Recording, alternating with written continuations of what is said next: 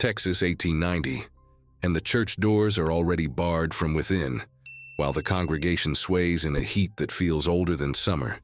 The lamps coughing smoke, the hymn choking in the rafters as the preacher lifts a loaf that steams in the dry air and breaks with a soft crack like a knuckle in prayer. Dust drifts like pale ash through the beam of the pulpit lantern, and the first shard of bread touches a tongue and melts sweeter than it should, sweeter than Sunday. A murmur of relief rises that sounds almost like weeping before it thins into a thread of quiet that leaves the pews tighter than a fist. Outside, the wind drags grit along the boards, and the bell rope hangs straight as a plum, too heavy for a single hand, while inside the wooden floor seems to sigh with each step, a slow breath from below. The year has been all drought and dead cattle, all wells turned to mirrors, yet the preacher's loaf rises perfect, warm as a living thing in the cold of want, a small miracle that tastes like safety and leaves a dull gleam on the lips. They do not ask what fuels it. They are too hungry to ask. The widow in the last pew watches the crust glisten and smells something beneath the fragrance, not spice and not yeast, something faint and metallic, like coins kept too long in a palm. Someone coughs hard enough to leave a red thread on a handkerchief, and still the plate passes, and still the preacher smiles with a patience that does not blink, each crumb a promise that sits on the tongue and hums. In the corner, by the stacked hymnals, child presses an ear to the floorboards and whispers that there is knocking down there, like it wants in. But the mother pulls him close and the hymn starts again, and the preacher tells them to listen for the still small voice that speaks when all other sounds grow tired. They have learned to take what is given, to kneel and swallow and keep their questions folded like letters never posted. Because the land punishes those who speak against its seasons, and the land this year has developed a taste for silence. Old men say the soil remembers what it drinks. Old women say the earth likes a bargain.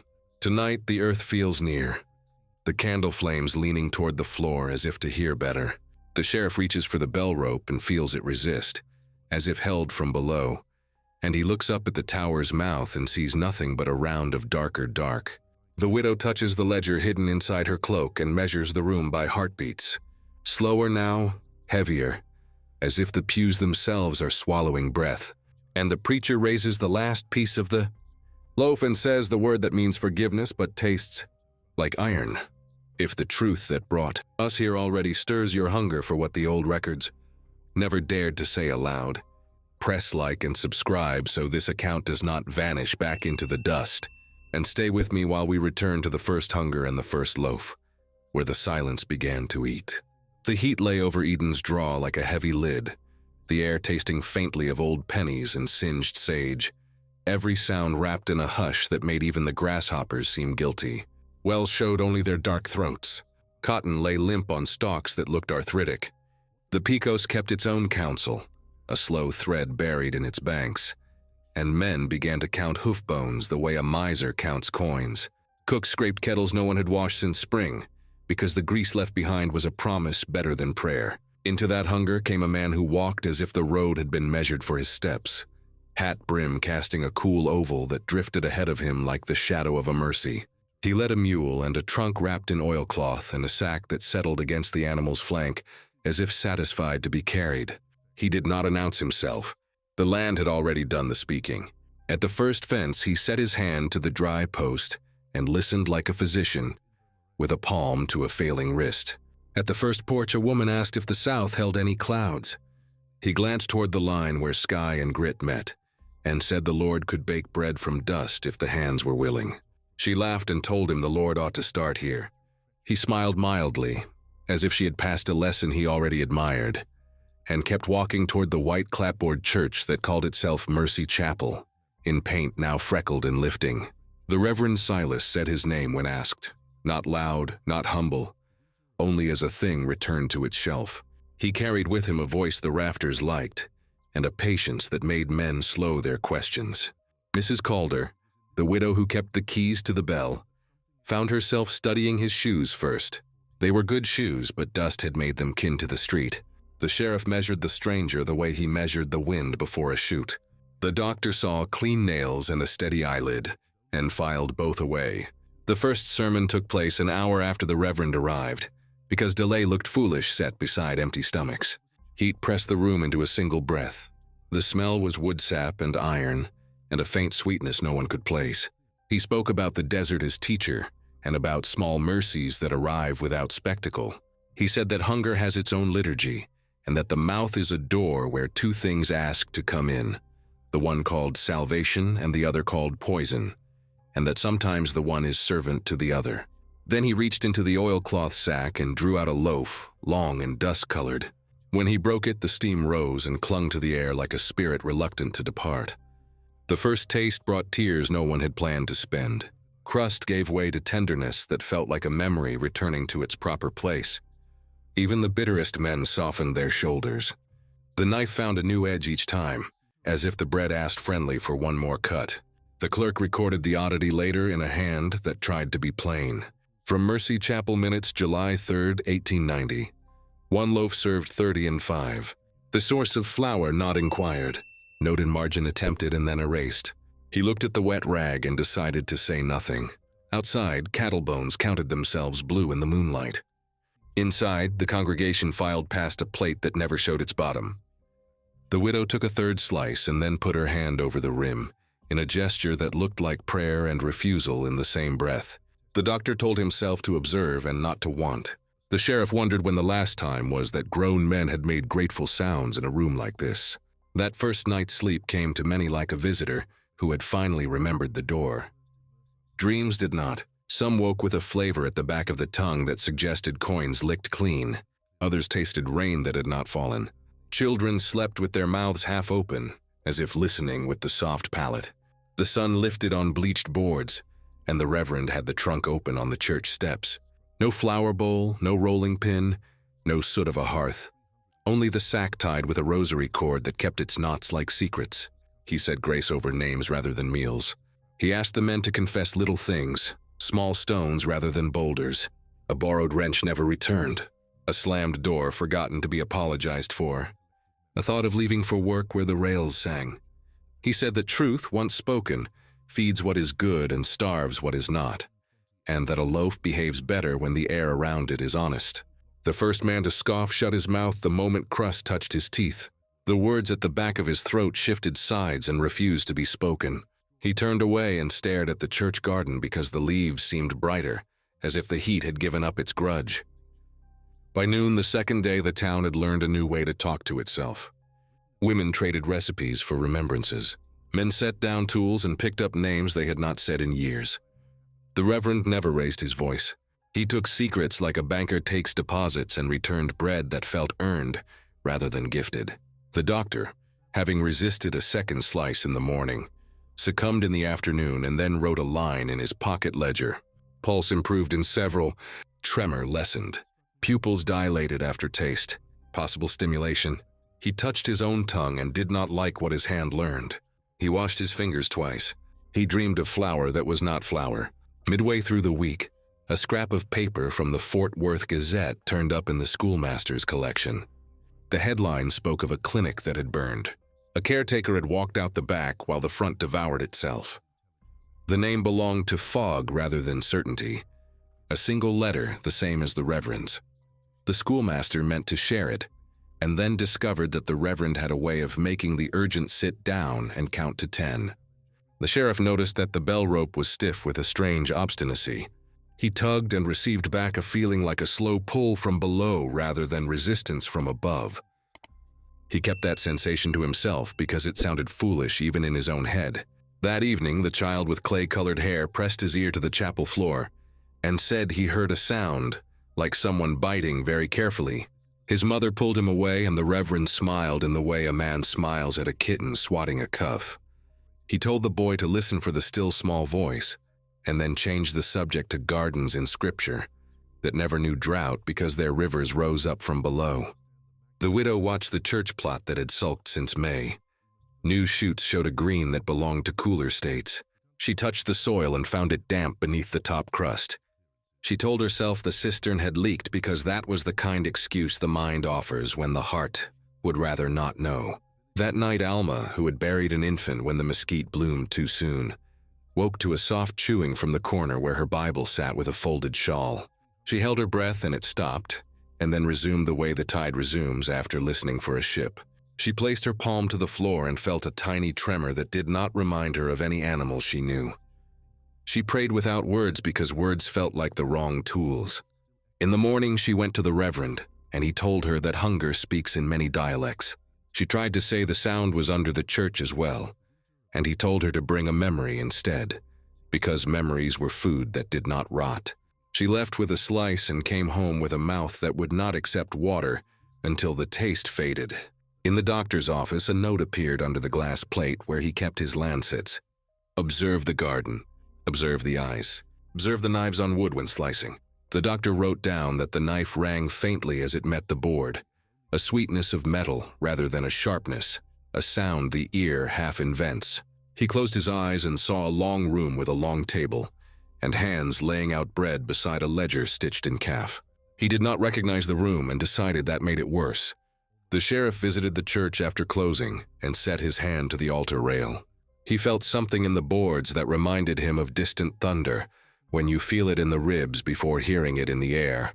He lifted the calfskin ledger and found baptisms and debts sleeping politely in the same ink. On the last page, a line waited to be written. He dipped the nib, hesitated, and heard a faint tick under his boot like a seed cracking. He replaced the pen and left the page blank because blankness sometimes seems safer than confession. By the time the third service began, the town had learned to arrive early. The Reverend spoke of salt that keeps corruption from claiming what it loves. He spoke of covenant that is tasted before it is sworn. He quoted from the minutes without moving his eyes to the page. The clerk caught the trick of it and wrote a new line later with a hand that shook. Note: the Reverend recited what was not yet written. He erased that line the way a child erases a figure that looks too human. The plate went round again, its shine like a low moon. The loaf gave itself without finishing. The air held that faint metallic sweetness beneath the fragrance, like iron that has met tongues. The widow, standing near the bell rope, felt it tremble once as if pinched by fingers that did not belong to wind or to her. She kept the keys tight in her palm as if heat could press them into the skin and make the burden a part of her. The congregation sang, and inside the hymn was a new sound, not a harmony and not a mistake. A slow hush that repeated on a rhythm too even for breath.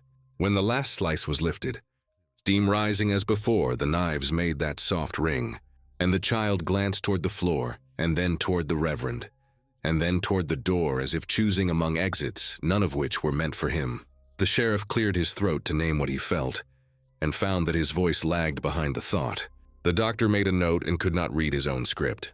The widow tasted the air and decided that the sweetness had grown teeth. The miracle at the table was not a shout, but a whisper that refused to end. The loaf renewing its edge without anyone setting hand to dough, and beneath the hymn and the rustle and the thankful weeping, there came from the boards a muffled knock, like a careful guest, and no one named it because the mouth was busy. They began to speak with their mouths, as if each tongue had learned a catechism the mind had never bothered to memorize. And the Reverend listened with the patience of a surveyor, drawing a map no one else had the will to see. He called it the doctrine of taste, and he said it in a voice that made the words feel older than their letters. He said that the body keeps a memory in the mouth, the way a house keeps warmth in its walls, and that if salvation is a door, it opens first on the tongue, with a taste that tells the truth before any sermon can. He set his hand on the plate and waited, and men leaned forward as if the plate had gravity and not the loaf. Women brought memories like small coins, traded not for pardon, not for spectacle, but for a slice that left their lips shining faintly as if kissed by a candle. The sweetness rode just beneath the fragrance, a low hum no one wanted to name because names obey rules, and hunger prefers a world without them. Mrs. Calder kept the bell keys in her palm, and felt them cool and warm in turns, as if they remembered the air from the tower where they slept. She watched the Reverend portion the loaf by confession, rather than by appetite, and decided this new math had a certain rightness to it. If truth is food, she thought, perhaps the loaf eats us as we eat it, and she tucked that thought into the lining of her mind, the way she had sewn the pocket into her skirt. By the second evening, the Reverend had a kind of liturgy he made look like chants. He would begin with a story about Mana. Not the miracle people quote, but a detail on the edges. The collecting, the measuring, the sourness if hoarded. The rule that what fed you must be gathered with the day, or it turns against you in the night. He would pause then in the exact place where a lesser man would pour forth doctrine. He let the pause do its work. The pause became a bowl the congregation filled with their own hunger. Then he would ask for one small truth, and the room would loosen and a dozen would roll out. He never asked for more than one, or always came anyway. The clerk wrote down a few phrases, not names, and in his neat hand they looked like ingredients on a recipe he would never cook. He crossed them out twice, and then underlined the blank beneath as if to bless the silence he had restored. The doctor stood at the back where he could feel air continuing to move, even when the room forgot that air had duties. He kept a daybook open with his thumb, and wrote small notations in a script designed to calm himself. Dilated pupils after second slice, cutaneous flush. Pulse steady but deeper, as if heart sits closer to the floor. Reported taste of coin under sweetness. He closed the daybook and felt sure he remembered that taste from winters where tin cups froze to lips. He did not like that memory being called back by bread. A notice appeared on a scrap of cheap paper pinned to the chapel door one morning. The sort of bold type the schoolmaster used when he wanted children to pretend letters were flags. It read The Doctrine of Taste, and beneath in smaller hand a few statements that made neighbors nod as if they had written them. Taste is a testimony the tongue gives before the mind approves. What nourishes may also scour. Speak and be fed. Hoard and go hungry. There was no signature, and there did not need to be one. People spoke the lines aloud as they went in to sit. The way a tune becomes shared property, when no one remembers who hummed it first. The Reverend did not mention the paper. He did not need to ride a horse that already knew the way home. Children began to listen at doorways in that serious way children have, when the world decides to change its voice. The boy who had put his ear to the floor and heard careful chewing returned to the spot, because he believed listening ought to be finished once begun. He came up pale and too quiet, and his mother pinched color back into his arm and told him not to make a spectacle of himself. But the Reverend had seen the first look and marked it. He did not go to the boy. He let the boy come to him in time, the way a fish rises to a fly that hasn't twitched in too long. Inside the houses of Eden's draw, the bread changed habits without announcing that it had habits. It settled beside pot liquor and onions, beside coffee gone weak, beside plates that had known emptiness too long and had learned to be ashamed of their shine. It made the old salt meat tolerable. It gentled bitterness in collards and in men both. Yet it taught a new lesson that no one liked to repeat with full mouth. To eat, you had to say. If the saying was small, the slice was small. If the saying was true, the slice stayed warm in the hand a little longer, as if warmed by a breath other than your own. Alma stood outside the chapel door twice before entering, and then when she entered, she walked straight to the Reverend and offered a memory like a thorn removed at last. She did not say the chewing in her house had returned, that it had learned the corners of her floor. She did not have to. He pressed a slice into her hand and told her that hunger speaks many dialects. She said the dialect under her board sounded like teeth. He looked at her a long time and then touched the keys at Mrs. Calder's waist, as if weighing their little tongues. He said very quietly that some prayers learn to answer themselves, and that they often choose teeth. Alma went away, thinking that perhaps she had asked the wrong kind of blessing when she begged for sleep. Around the third sunrise, the sheriff stood under the bell and tugged, and found again that the rope gave back a feeling rather than giving way. Something below rather than above, something that felt like being answered in a language where verbs move slow. He said nothing. He watched the Reverend speak into the room with the tone of a man making repairs. He had repaired men as a blacksmith repairs iron, with a certainty about heat, and a respect for what can break anvil as easy as blade. He respected the Reverend's steadiness, even as he counted their losses the way he counted cartridges. At the halfway mark of that day's sermon, the first cliff edge showed itself. The Reverend stopped speaking completely and held up a slice so thin the light braided itself through the crumb. He whispered the word mercy and did not move his lips again for a count of 40. A woman sobbed and then choked back the sound as if the room had turned strict. A child reached for the slice as if the light itself could be eaten. When he began to speak again, he did not continue the thought. He asked someone to read from the minutes. Mrs. Calder opened the calfskin and found a loose sheet that had not been there before. It was a letter, not hers, written in a past that smelled of smoke, the top corner singed as if it had survived a fire that preferred other victims. The letter read, "I have learned to bake in a place where hands sought to heal and learned first that healing has a hunger of its own. What the body refuses to confess, it expels by other doors. If the mouth will not speak, the mouth must be taught to remember." Signed S. There was no last name. The clerk marked the sheet with a clean fold and slid it beneath the ledger pages as if tucking a sleeping child. The doctor received late that same day a visitor with errand faces. 2 ranch hands carried between them a third, who trembled with a rhythm unconnected to fear. He had not eaten since dawn, they said, because he wanted to save room for the loaf. The doctor set thumb to wrist and felt a pulse that seemed to be listening rather than beating. He pricked the man's finger and tasted the iron before he saw the blood. He scolded himself for setting his tongue to the air like a snake. He wrote in his daybook secondary signs post-consumption: tremor, under tongue pale, breath sweet, not sugar, sweet as rot. He closed the book and told them to give the man water. The man refused water with a polite smile, as if water had committed a small affront. The doctor sent for Mrs. Calder without saying why. When she stood in his doorway, her shadow touched the patient's boots and the tremor eased by a fraction, as if her presence had weight the world respected. She set her hand to his brow and spoke as if reading from the minutes, and the man opened his eyes and asked for a slice in the way a penitent asks for a psalm. The doctor gave him broth instead and watched his pupils fight what his tongue demanded. He told himself he could tolerate the reverend's sermons, but that he would keep the town's mouth his professional territory. And then he laughed without humor because he realized the mouth had become a church before he had decided to be its doctor. By the 6th day, small quarrels ceased because quarreling requires appetite men prefer to spend elsewhere. Confession made neighbors behave like kin, who had not seen one another since a flood, kinder than necessary because the water had already taken the worst of what could be lost. A man stood at the back after service and confessed that he had thought unkindly of the black field hands when the drought took the corn faster on their side of the fence. He cried without spectacle.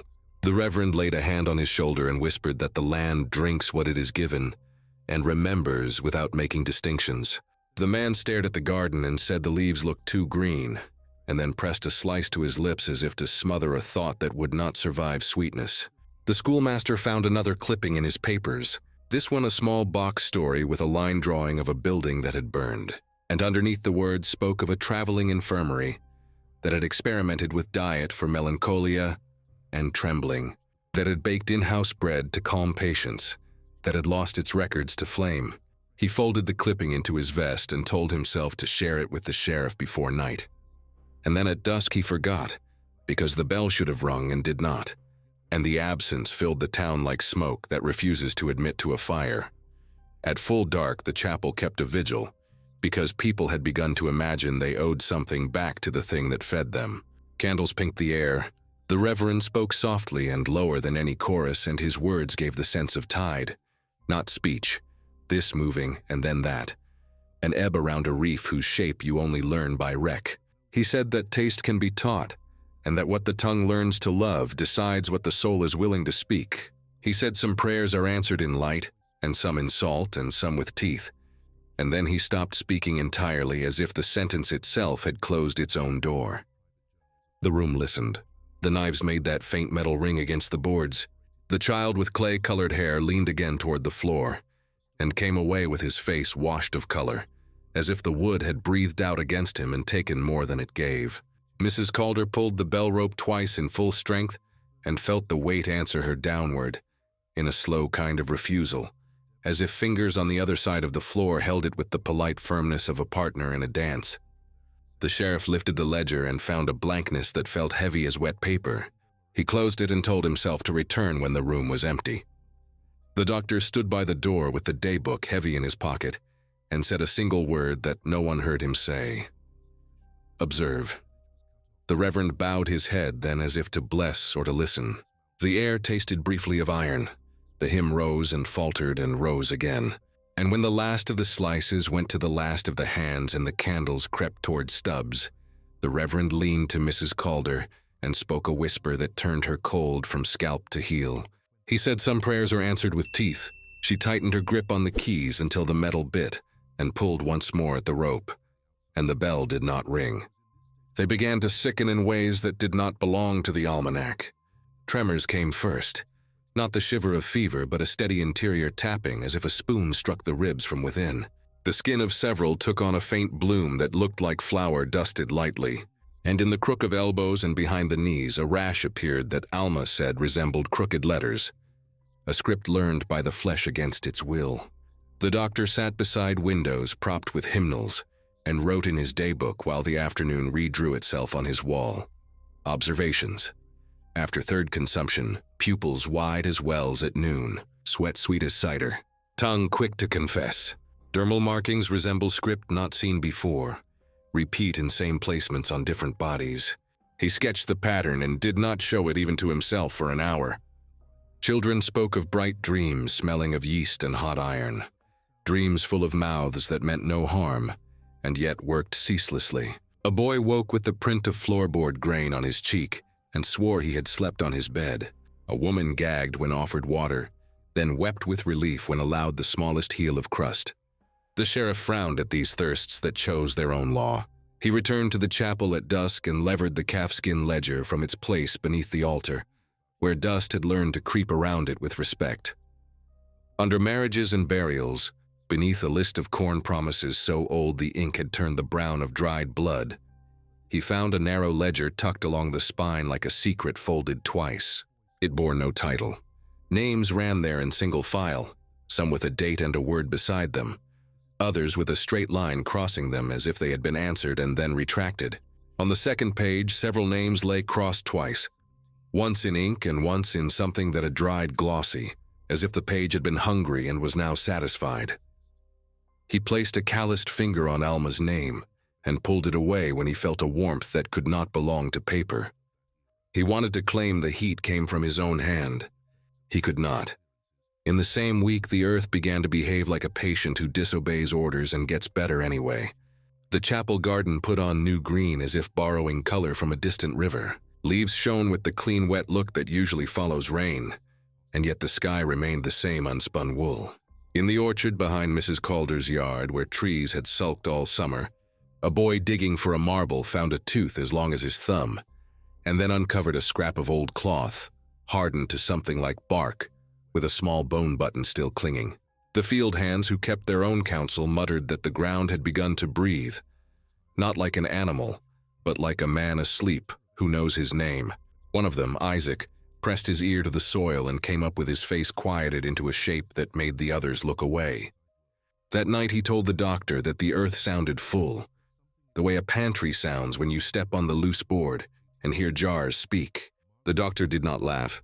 He wrote a word he had never had occasion to write in this town, rumination. Then he crossed it out because it belonged to cattle, and he had a growing fear it belonged to them. At the schoolhouse, the master unfolded a charred letter he had found pressed into the spine of an old primer, the edges singed to lace.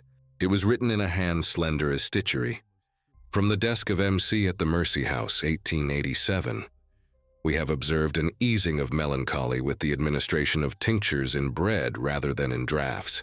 For patients prefer to be fed their suffering, as if it were kindness. The body receives what the mind resists. Note to self: the leaven takes faster when the room is honest. We suspect confession brightens yeast.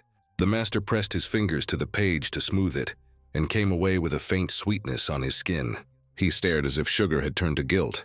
He folded the letter and meant to bring it to the sheriff, but stopped under the bell and found himself listening to the silence where the strike ought to be. And the silence felt organized rather than empty, like a room tidied between guests. Alma's rash deepened into a pattern that looked almost like words. When she wept, the sweat left pale tracks in the dust on her arms. She brought the doctor a square of muslin she had pressed against her skin. The stains clung to the weave in lines and little hooks as if trying to teach the cloth to read. The doctor rinsed it and watched the marks dissolve like ink made from berries. He set a saucer under Alma's palm and asked her to rest. There, while he timed her pulse, and then he bent to the saucer and sniffed and flinched at the faint metal sweetness that would not name itself as iron, but borrowed iron's voice. He wrote another entry with a calm that had to be rehearsed. The body writes what the mouth refuses. He closed the book and counted to 20 before opening it again, to be sure he had not dreamt his own handwriting. The sheriff returned to the ledger by lamplight, the chapel empty except for the dust that behaved like a congregation hard of hearing.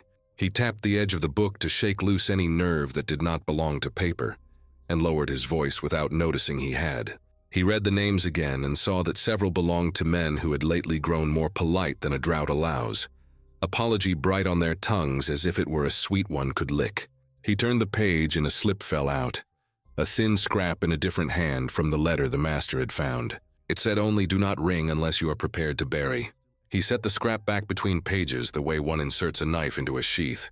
He walked to the bell rope with its fibers darkened by 100 palms and pulled. The rope answered as before with a slow, contrary pull, not from above but from below, as if something had made partnership with his own strength and wanted only to keep time. The garden grew. The field hands stopped joking in the afternoons and spoke instead of bargains. Isaac said plainly what the rest kept folded. Soil remembers what it drinks. If you feed it silence, it grows quiet things. If you feed it names, it brings back what knows you. Mrs. Calder listened without pretending to know better. She watered her tomatoes with rationed drips and then found the soil damp deeper than she could have made it. She lifted a board beside the steps and smelled a sweetness that had learned to wear dust, like a shawl. In the night she dreamt of bells rung under water. The tone slowed and fattened, and woke with the taste of metal on her tongue and the keys to the tower imprinting her palm because she had slept with them gripped. On the 7th evening the Reverend asked for no confessions, and in asking for none collected twice as many. People poured their small wrongs into the room as if trying to lighten a boat already listing. The knives sang their faint ring against the board, and each time they did, the child with clay-colored hair winced as if a word had struck him. The doctor stood in the aisle and saw something he had not wanted to see. The mouths of those who ate moved even when they were not chewing. The motion was subtle, a memory rather than an action, lips practicing the posture of the crust. He wrote without looking down at the page, secondary mastication at rest. He hated the phrase as soon as it sat there. He wanted to erase it and could not afford to. The Reverend spoke softly about the law that kept manna from being hoarded, and asked what made them think mercy did not obey the same weather. No one wished to hoard. They only wished not to return to the former hunger. He smiled with his eyes and said the Lord attends to honest desires. He did not specify which desires the Lord calls honest. It was Mrs. Calder who climbed the tower, because the bell had ceased to be a tool and become a question, and her habit was to answer questions with keys and hands rather than ideas. She carried a lantern that died twice and had to be relit. The air inside the tower tasted stale, like a pantry that had stored fruit too long. The rope hung there like a long throat. When she reached the landing beneath the bell mouth, she found what she had not known she expected. A burlap sack sat against the planks in a slump that suggested it had learned to be comfortable. The fabric was stained in a dark flowered pattern, as if something had wicked outward from a damp heart. The tie around the neck of the sack was a rosary cord, knotted in patient work most likely done while listening to a sermon. She knelt and set her ear to the bag and heard nothing, and then a faint shift, like damp grain adjusting its position to please gravity. She set the lantern so that the light would fall sideways and pressed 2 fingers under the cord. The burlap gave under her touch with the resistance of dough that has just begun to rise. The smell lifted to meet her. It was the now familiar fragrance with the sweetness tucked beneath, the faint metal that refused to name itself as iron because naming would make it ordinary. She did not untie it. She lifted the sack and found it heavier than it could be if it contained only flour or grain. The bell above her made the smallest sound, not a ring, not even a click, more like a promise choosing a throat. She stood and cradled the bag and realized that the rope trembled against her shoulder, as if something below had pulled it with a careful hand. She whispered the first line of a prayer without finishing it, and the unfinished words made her mouth feel used. She carried the sack down the steps with the caution one gives a child asleep, and set it in the shadows behind the altar where the ledger waited. When the sheriff came in answer to no summons except his own habit, she showed him the sack without speech. He set his palm to it and then snatched his hand back as if heat had licked him. The Reverend appeared from the side door with his sleeves rolled and his expression the calm men wear when the decision has already been made by someone else. He looked at the sack the way a baker looks at a bowl that has behaved better than the weather predicted. He said quietly that the time for small mercies was ending and that larger mercies had their own rules. He did not touch the cord. He asked the widow for the ledger, and when she passed it, he turned not to the names but to a page near the back, where a strip of soot had stuck to the margin like old sugar. There, written in a cramped hand that pressed the nib so hard the paper had gone thin, was a heading. On the feeding of leaven. He did not read it aloud. He traced the title with a forefinger and looked at his congregation who had come in ones and twos, because even without a bell, the body hears its hour. He said that some recipes must be followed in silence. Beneath their boots a slow thudding began, a beat too measured for storm, too patient for any animal, and the knives on the board rang once of their own accord as if answering a cue. Mrs. Calder felt the cord of the rosary go slack in her grasp, as if the knot itself had exhaled. The garden outside rustled without wind. Isaac stood at the doorway and said that the ground was ready, and with the sack heavy as a held breath, and the page whispering of how a leaven is fed before it can feed, the Reverend lifted his eyes as if to count the rafters and said it was time to prepare the night, leaving them to wonder what must be offered so the bread would rise. They prepared the night, the way a body prepares for sleep when sleep has not been kind for months, by tidying what can be tidied and turning the face toward mercy without expecting it. The Reverend asked for bowls and for water and for quiet, and the congregation obeyed, because obedience is a form of hope. He did not name ingredients, he named virtues, patience, and honesty, and a hand that does not shake when the time comes to lift. He set the sack upon the table as if upon an altar, and loosed the rosary cord with a care that told Mrs. Calder this untying had been done more than once in his life. The smell that rose did not change its mind about what it wanted to be. The faint metal sweetness drifted through the room and sat above the boards like a second floor. He lifted from the trunk a small book bound in something that had once been white, and was now the color of extinguished smoke. The title had been inked with a needle that had scratched rather than flowed. Mercy House Notes, with the last word written twice as if the hand that wrote it had doubted its own spelling. He opened to a page pinned with a rusted straight pin, and read without giving them the relief of a preface. On the feeding of leaven, where confession is given freely, the rise takes with less waste. Where the room refuses to speak, the dough sulks and demands iron. He touched the pin and did not remove it, and beneath the pin was a second hand that was not the first and had carved with a nail rather than a nib. The bread must be fed before it can feed. He did not elaborate. He only set his palm to the surface of the dough and waited as if listening to an argument separating into its parts. The doctor stood in the doorway and kept his daybook closed, because there is a moment when writing ceases to be a tool and becomes an alibi. He watched the Reverend measure by ear and by breath, rather than by spoon. The knives lay quiet on the board as if told to wait their turn. Isaac watched from the back and rolled his hat in his hands and kept his eyes on the floor.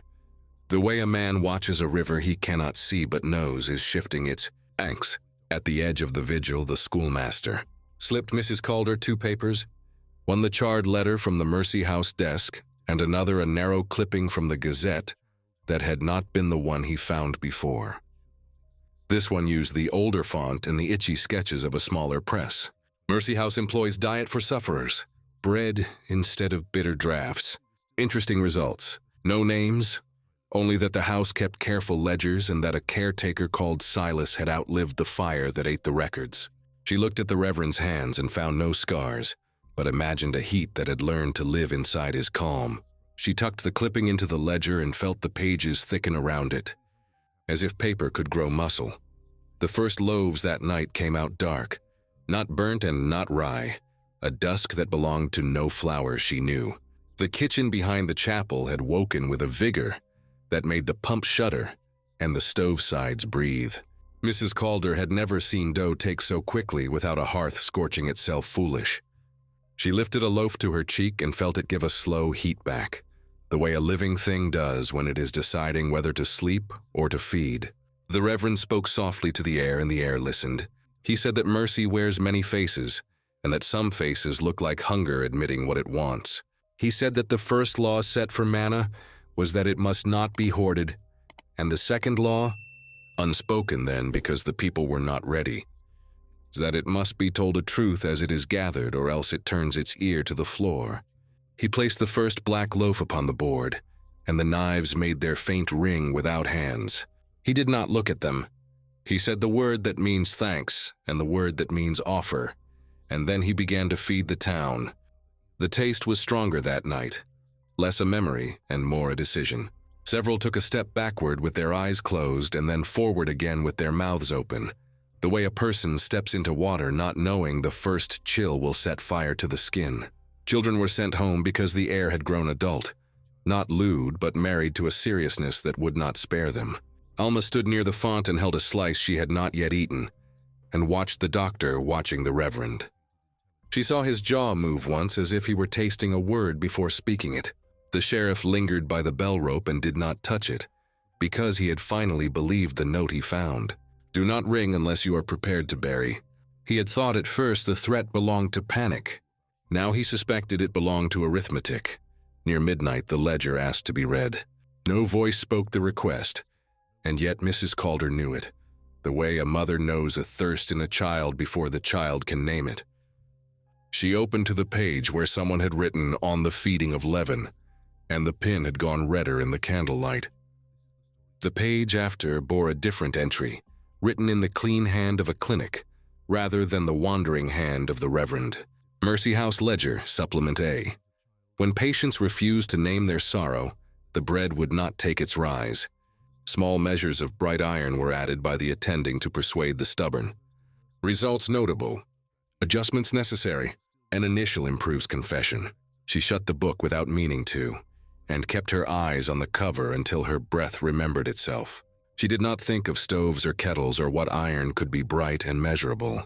She thought of the taste that sat under the sweetness like a coin, waited on by a tongue, and the way the children had been sent home, and the way the Reverend did not look at the knives because perhaps they were, looking at him. A beat rose from beneath the boards. It did not quicken. It did not boast.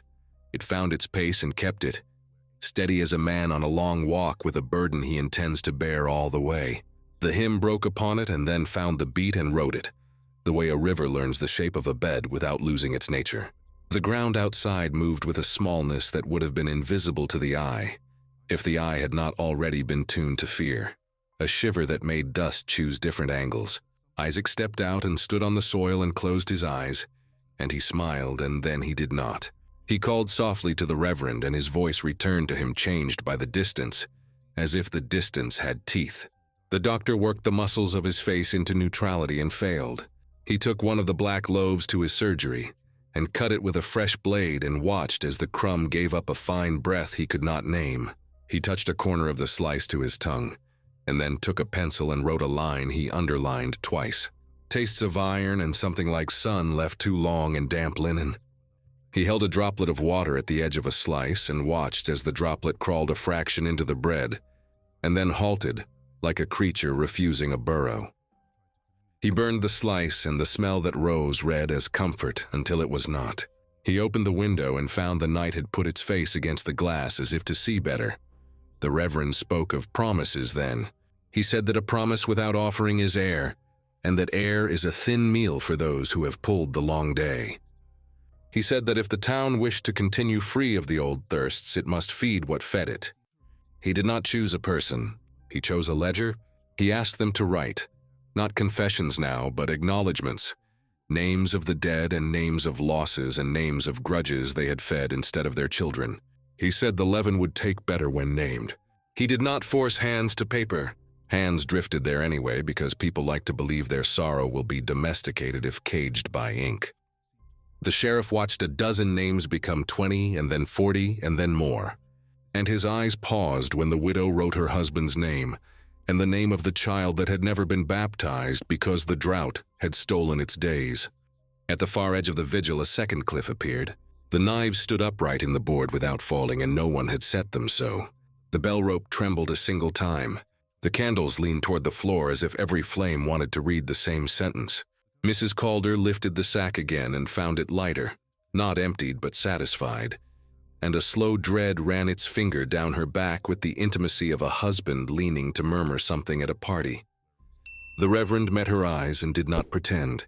He said the bread must be fed before it can feed, and that they had fed it names and loss and truth, and a bright undertaste of iron, and now it would feed them enough to carry them through to reign.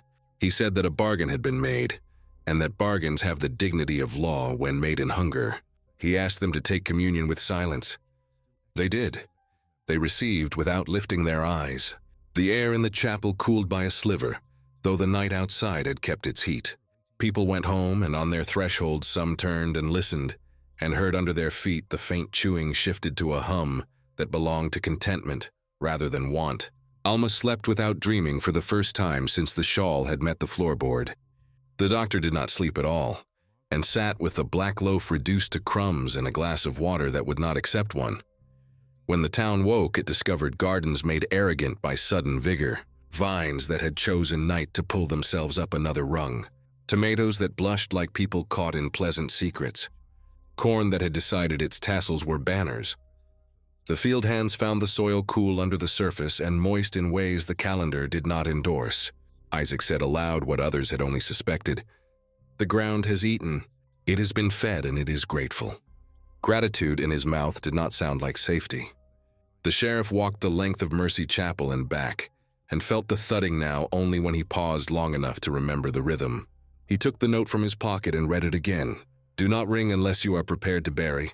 He lifted his eyes to the bell mouth and wondered if the burying would be of people or of something they had invited by naming. He looked down at his boots and heard in the soles the faintest suggestion of teeth hidden under the music of the day. That evening, the Reverend announced a final vigil to close the bargain. He said the night would be quiet, and that quiet would be the loudest thing they would hear. He asked for a single offering that no one understood, and therefore accepted. He asked for their ledgers. He said, bring the books where you hide your arithmetic and your shame. Bring the calfskin that pretends baptisms and debts live in the same room without touching. Bring your lists from the dry goods store and the ranch tallies, and the little notebooks where you keep track of who owes who for water that should have been free.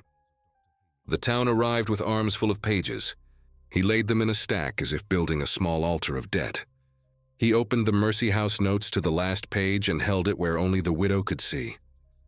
The nail scratch had bled a little through the paper, a brown shadow that made the words look like something had tried to copy them from the other side. The bread must be fed before it can feed.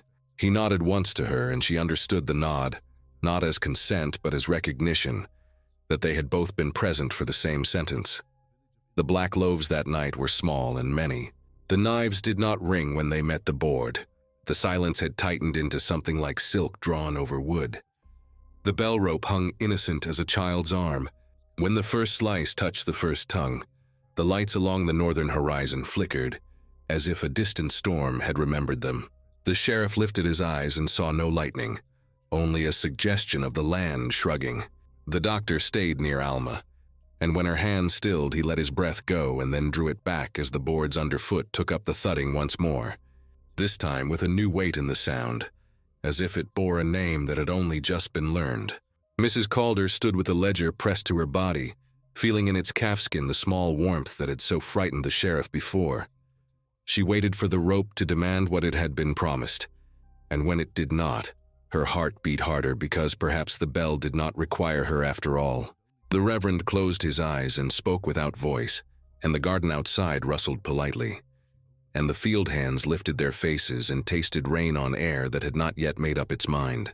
In that poised second before choice becomes deed, with the town fed and the earth humming like a pantry after harvest, the bell in Mercy Chapel rang once everyone swore it did, and no one touched the rope, and the note that fell from the ledger when it shook did not fall far, only enough to catch the candlelight so the sheriff could read it a third time, and he put his hand to the rope at last and wondered whom the note meant him to bury as the second.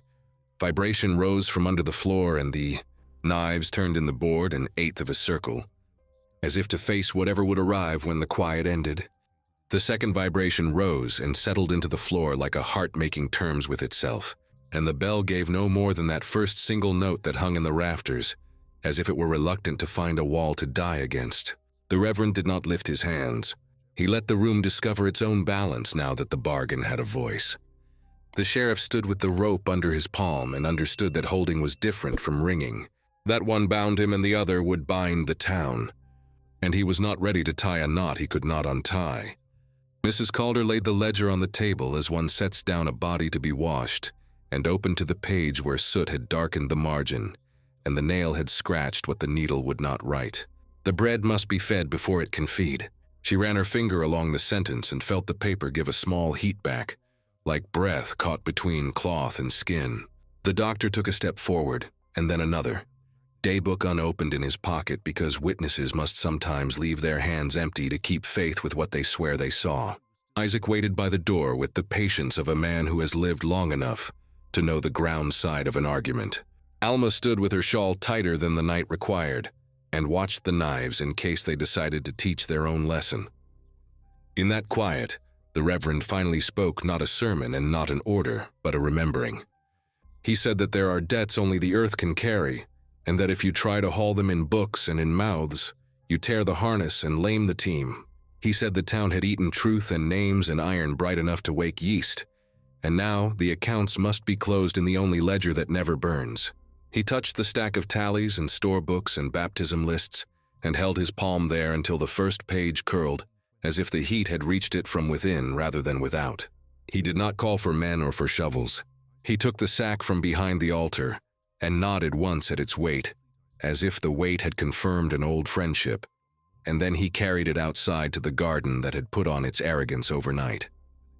They followed without speaking because language at moments like this will either lie or kneel, and no one wanted their words on their knees. The garden soil gave under their boots with the softness of fresh bread ripped from the middle. Isaac lifted the first spadeful because he had named the ground grateful and wanted to see if gratitude kept its promises. The hole widened without much fuss, and the smell that rose was not rot and not damp and not any ordinary underground story, but something like the fragrance from the black loaves made weary by the faint metal that had learned their names. The doctor looked away, and then forced his eyes back because turning aside has a cost, and he had paid enough across a life in little turnings. The Reverend laid the sack in the hollow, and the sack settled as if the earth had shaped a shoulder to hold it. Mrs. Calder placed the ledger on top, not closing it because some books refuse lids when they expect to be read later by different eyes.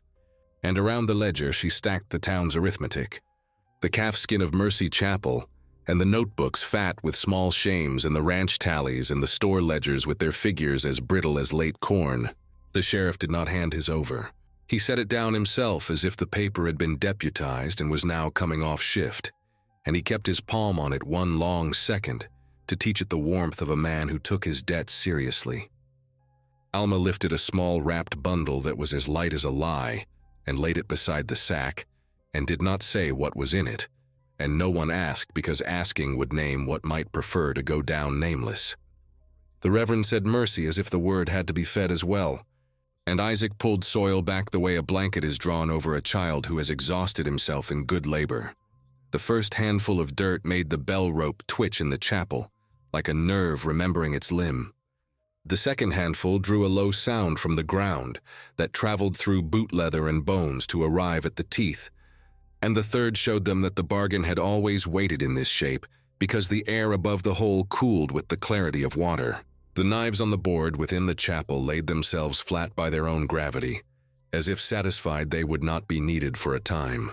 The doctor opened his daybook and wrote without looking at the page a single line he would spend years trying not to read again. Transfer complete. The sheriff expected to feel sorrow, and felt instead the tired relief a man feels when he hands over a weight to a back made for it, and he nearly hated himself for that relief, because it had the taste of surrender. Alma closed her eyes and felt the rash on her arms diminish by a degree, as if the letters had been read aloud by someone else at last. Mrs. Calder smoothed the top of the mound when it was done, and pressed her palm there until the soil warmed under her hand. In the chapel, the bell made no move to ring because bells prefer honesty, and the hour was not one that belonged to them. The Reverend stood with his hat in his hands and did not put it on. He looked older than any of them had permitted him to look, as if a heat they had not seen had been speaking through him, and now needed a rest. They did not eat that night, and that going unremarked was as much a miracle as any their town had learned to swallow. People slept not in gratitude and not in fear, but in the blankness that comes when the mouth is content to be a mouth and not a door. The doctor woke once and listened for that careful chewing, and did not hear it, and discovered that the quiet was not empty, but filled with a soft pantry hum, as if their houses had put away preserves against a winter the calendar would not show. The sheriff dreamed of the rope without hands on it, and woke to find his palm aching, a bruise the size and shape of a church key sunk into the meat near the thumb. In the morning, gardens still showed their arrogance, but it read now as health that belongs to labor, rather than as triumph over rules. The field hands came to the fence and leaned and talked in the unhurried way of men who do not need to remind one another they have backs. Isaac smiled because he heard the earth chewing in the distance toward the mesquite stands and not under the chapel, and he nodded as if some portion of a covenant had been honored in public. Children returned to the floorboards without pressing ears. The air above the altar smelled of candle and wood only. The knives cut because cutting is their employment, and they did not sing. The Reverend spoke a short prayer before noon, and it had few verbs and fewer promises. He said that mercy remembers its own name even when we do not, and that the land keeps better records than men with fine nibs. He thanked those who had written and those who had allowed their writing to be buried, and the bell rope trembled once. In recognition rather than in demand, a politeness between tools. He did not say he was leaving. He stood at the door after the last of them had gone and looked toward a road that could belong to any map. From Mercy Chapel Minutes, July 9, 1890. Addendum composed by M. Calder, caretaker of keys. The bell rang one time without hand, and the rope after lay quiet. The garden received our account books, and the sack which had been tied with a rosary, and the Lord provided a stillness that tasted of iron only at the edge. Several reported dreams of emptiness that did not frighten. The Reverend took nothing from the church but a thin book of notes and left by the south track at dusk. We did not see him go. We only noticed he was gone as one notices a fever's absence in a room. Isaac advised that the ground has been satisfied. Discussion postponed regarding the bell. The sheriff requested that the note regarding ringing be kept. I have placed it here. Do not ring unless you are prepared to bury. The doctor requested that no new minutes be kept for a month so that the air might lie flat over our words. Alma's rash lightened. Several have ceased to confess as payment. Bread is to be kept ordinary unless the calendar demands otherwise. We agree to bake and to speak plain. I cannot say what we fed and I cannot say what fed us. I only record that we are quieter. Signed, M.C. The Gazette out of Fort Worth published. Paragraph 2 weeks later in a column that liked to collect stories too small to be news and too sharp to be ignored. Strange bloom in drought-stricken parish. Crops revive without rain. Citizens attribute change to prayer meeting. No mention was made of ledgers or of bread or of any man by name, and the sketch that sat above the column misdrew the chapel bell, in a way that made the widow snort when the schoolmaster showed it to her. The doctor kept his daybook shut for those weeks as he had promised, and when he opened it again, he found a crumb pressed into the spine that could not have been there unless he himself had put it there, and he did not remember doing so. He pried it out and set it on a saucer, and the crumb lay there like a small tooth and did not dissolve under water for a long time. And when it did, the water smelled faintly of iron, and something like sun caught in damp linen. He closed the window and decided to keep that saucer to himself. Toward the end of the dry month, a writer came up from the south bringing word of a town beyond the long wind that had learned to make bread when flour could not be found. And the "so" story sounded like something someone had told someone who had missed the important parts. The sheriff did not go to hear it. He stood in the chapel and placed his hand on the rope and thanked it for its patience, and then let it alone. Alma took to walking at evening with her palms bared to the air as if to teach her skin a new alphabet. Isaac planted collards where the hole had been, and did not eat the first picking, but left the leaves to go to seed, a gesture older than language that pleased him. Mrs. Calder wrote a last line for the minutes that month and sealed the calfskin in oilcloth and put the book to sleep beneath the floorboard nearest the altar where the dust knows to behave. After sundown, she went to the tower and looked at the place where the sack had been and found nothing except the impression of weight that goes away faster in wood than in a bed, and she set the keys on the ledge and lifted them again because the ledge remembered metal differently from flesh, and she wanted to be sure that memory belonged to her. The Reverend was seen once more in Eden's draw, or he was not. The clerk said a man in a worn black coat came through at dusk near harvest, when the first slick of real rain lay on the road like a secret admitted too late. The man did not speak. He stood outside Mercy Chapel and touched the paint the way a baker tests crust, and then he went on. And where the sole of his boot came down, the dust found its place as if called by a name. The clerk chose not to write it down in the minutes, because some names lose power when locked to a page by a hand that does not know their edges. The ledger stayed quiet beneath the board. The bell did not ring, and that would have been the last of it if hunger were a guest that leaves when thanked. Years later, when the Pecos forgot its banks again, and the wind took on the taste of old knives, someone remembered that bread can be a mercy, and someone else remembered that mercy teaches its own appetite.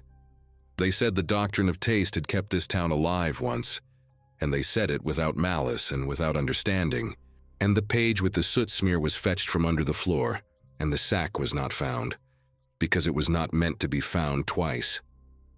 The rope grew heavier that season, the way memory grows heavy when it has been kindly treated for too long. The minutes do not say what came of that year. They say only that the bell was not rung and that the gardens did as they pleased. Some nights the boards breathed, but more often they did not. The last line in the calfskin from those days is written in a hand that is likely Alma's. The body disappeared, but the presence never left. And to this day, when the wind comes from the south and the cupboards thin and someone speaks the word mercy too loud, a faint sweetness with a dull iron undernote slips into the chapel like a visitor who knows the way in, and the floor under the last pew answers with a soft reply. If the truth of what we fed is not the truth you tasted, leave your own record in the dark below. Tell us which page we misread, and weigh in the comments what you believe slept in that sack, and whether the bell should have rung. Then subscribe so this ledger of hunger and consolation does not close itself before the next famine turns its face toward us.